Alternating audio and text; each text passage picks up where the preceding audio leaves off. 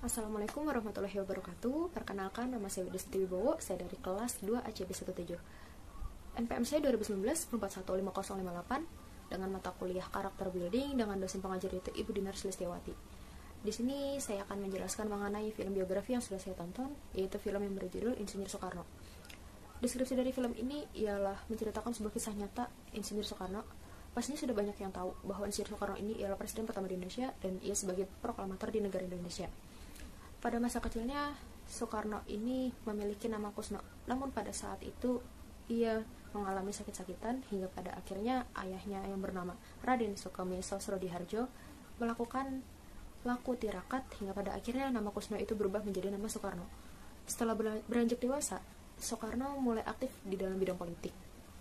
Dan hingga ia membangun sebuah partai, yaitu partai yang bernama Partai Nasional Indonesia atau bisa disingkat PNI bersama rekannya. Namun pada saat itu ia ditangkap dengan tuduhan menghasut dan berhaluan komunis. Soekarno dijatuhi hukuman 4 tahun dalam penjara. Setelah bebas dari penjara, ia kemudian kembali dalam berpolitik.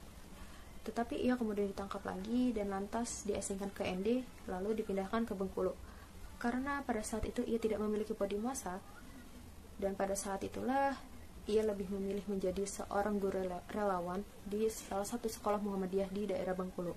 Dan pada saat itulah hatinya mulai tergoyah oleh salah satu gadis muda yang bernama Fatmawati. Padahal pada masa itu Soekarno masih menjadi suami dari Inggit Garnarsi.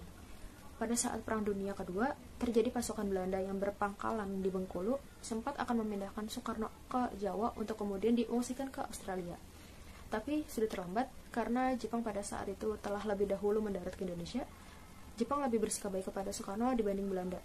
Namun sikap baik dari Jepang itu memiliki tujuan, yaitu agar Soekarno untuk menarik perhatian rakyatnya agar mendukung program 3A.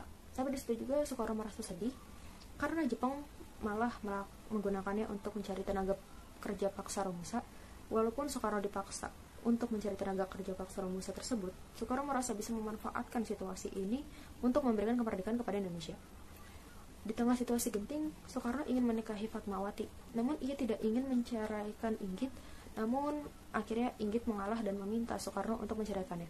Hingga akhirnya Soekarno pun menikahi Fatmawati dan tidak lama kemudian ia dikaruniai seorang anak, yaitu yang bernama Guntur.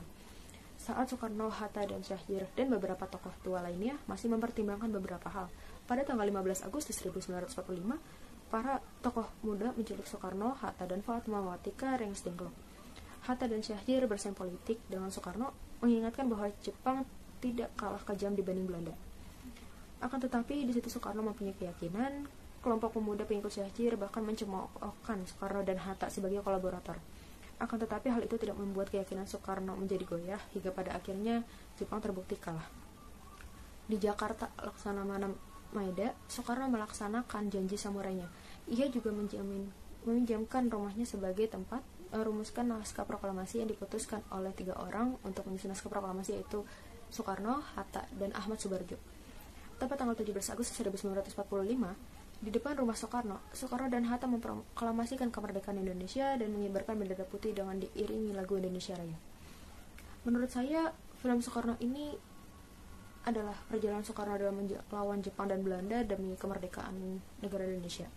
Menurut saya, film Soekarno ini memiliki 2 teori pembentukan karakter, yaitu yang pertama ada determinisme psikis, yaitu contohnya pada saat Soekarno beranjak dewasa, ia mulai mendalami dalam bidang politik hingga akhirnya ia membuat sebuah partai yang bernama Partai Nasional Indonesia.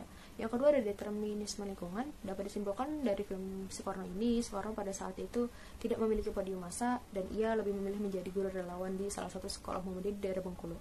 Dan pada saat itu ia juga sempat dicemoohkan oleh para tokoh muda pengikut Syahrir, tetapi ia tidak terkecoh dengan ucapan dari tokoh muda tersebut dan ia tetap yakin dengan keyakinannya. Sekian dari itu aja video saya, kurang lebihnya mohon maaf. Wassalamualaikum warahmatullahi wabarakatuh.